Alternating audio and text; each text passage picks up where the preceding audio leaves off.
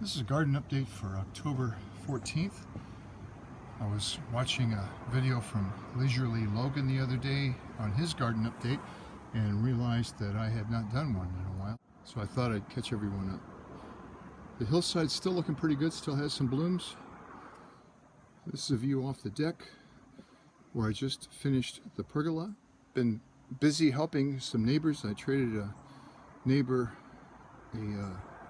some trailering of the horses to the next horse shows for 2 days worth of residing a couple of sheds she had.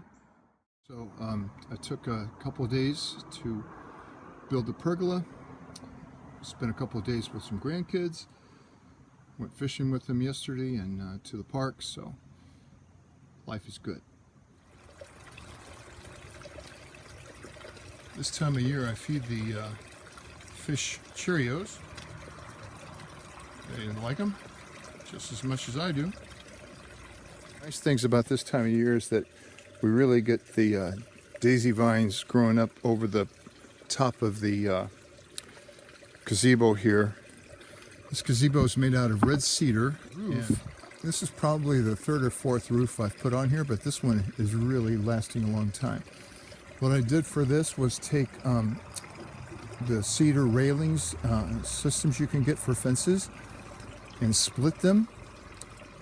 It looked really bad the first year or so, but now they've really mellowed out and blended in with the other. And this roof is going to last quite a while. I do need to take care of the sides here. Lattice work is thin cypress, and the rails are red cedar, but they're very thin, so they don't have a lot of heartwood in them. So what I've been doing is buying the smallest fence post I can get at Tractor Supply and replacing them, but that's another video. I certainly have had my share of disappointments. This Lantana plant right here should have just been full of yellow blooms right now, but for whatever reason it was very slow to take off and it just never bloomed correctly. I let the and this is sometimes becoming a weed, but I really like the look of it. I knew that the flowers here were dying out, so I let this vine grow. One of the pleasant surprises this year was the zinnia plants up there my son-in-law gave me. They're just looking bad right now, but that's only been the last week or two. My previous experience with zinnias was that they bloomed a little bit and then they stopped. But these have bloomed consistently all summer, and I think I'll put some more. I'm not real thrilled with that color, but I'm going to put some more of those on this hill next spring. One of the tasks I need to get to soon is to empty out the birdhouses around here and get them ready, because some bluebirds will be coming on their way, migrating on their way, and they always scope out the places to nest this time of year. This bean vine here was one that my neighbor gave me. It's I liked it. My wife doesn't care for it that much, but I need to harvest these. They will volunteer next year. I want to harvest some of the seeds and maybe make a little trestle or something for the kids to play in. One of the things I'm always fighting in this garden are the morning glories. They really are pretty though. And I'm not sure they're any more out of control than this daisy vine is, because it seems to have taken over everything. That little white and black thing you see there, that's my filter. I've had intentions for 2 years to build a shed around that, but there's just so much else to do. The yarrow I cut back too late has rebloomed quite a bit. I think next year I need to make a note to myself that I need to cut that back gradually instead of all at once, and I'll get much more blooms out of that. But I really like the yarrow.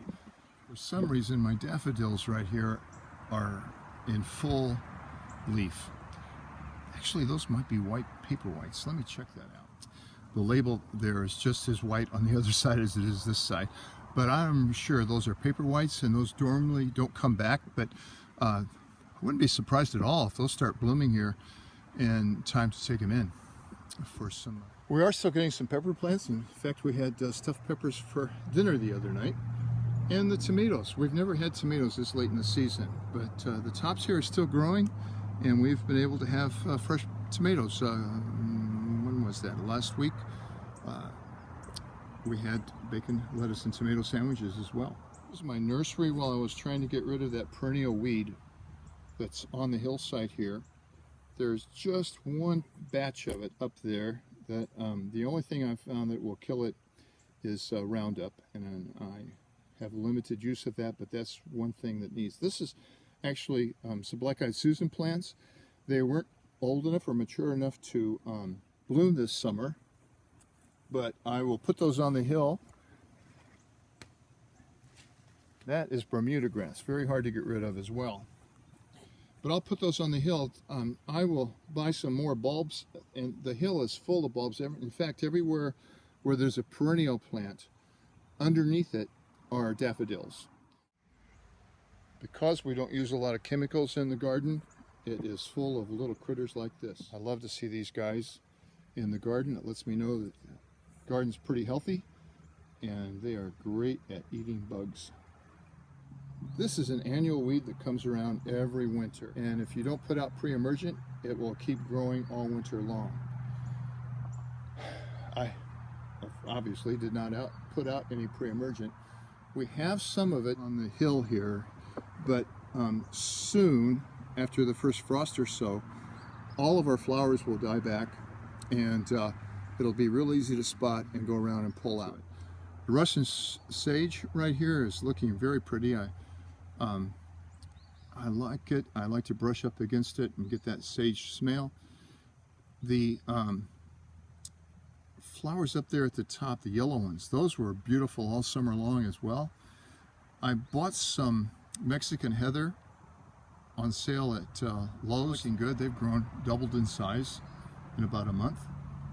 This little yellow plant here, the flowering, is from my dollar store wildflower mix. I'll do that again next year. I like it. I was able to pick up an Encore Azalea as well at Lowe's, very cheap. So we've been nursing it back to health, and it's looking pretty good. More of that white yarrow, and you can see there's some blooms yet to come on. The spiderwort over there is continuing to bloom. It's that time of year I need to thin out this strawberry patch. There's still some black rot on it that I've been dealing with. If you watched any of the other videos, I'm still dealing with trying to sterilize this. I have a lot of water collected there in the plastic, but if I start seeing mosquitoes in there, I'll pull it out. But I've also been using it to water this part of the garden. It's been very dry here.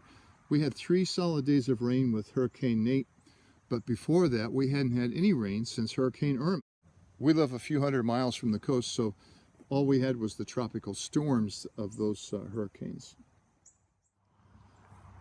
I planted some lettuce the other day and some cabbages. This right here was planted in September without any rain. Very little of it came up.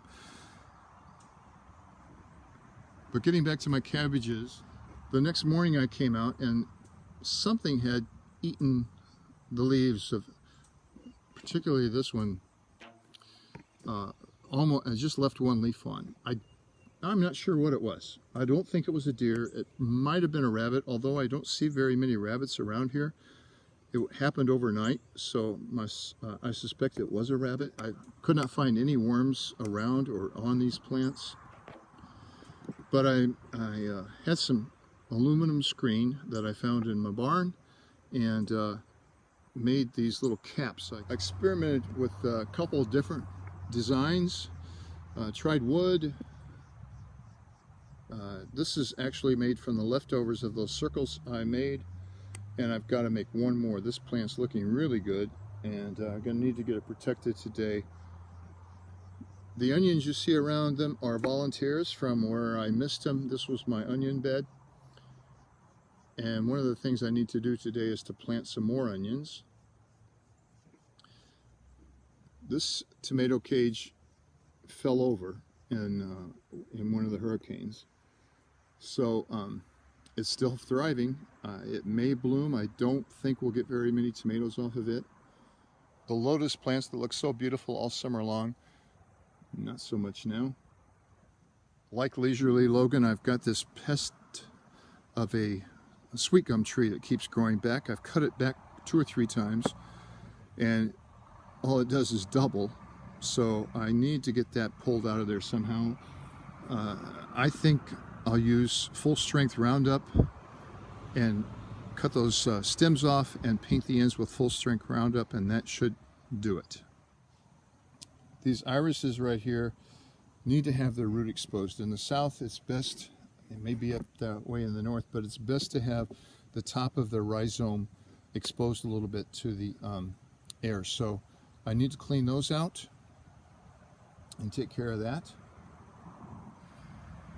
I planted this spinach and corn salad on 1010, which was about 41, 42 days, something like that, from Thanksgiving. And with any luck, the spinach will take some light frost. We usually have a first frost here in about early November.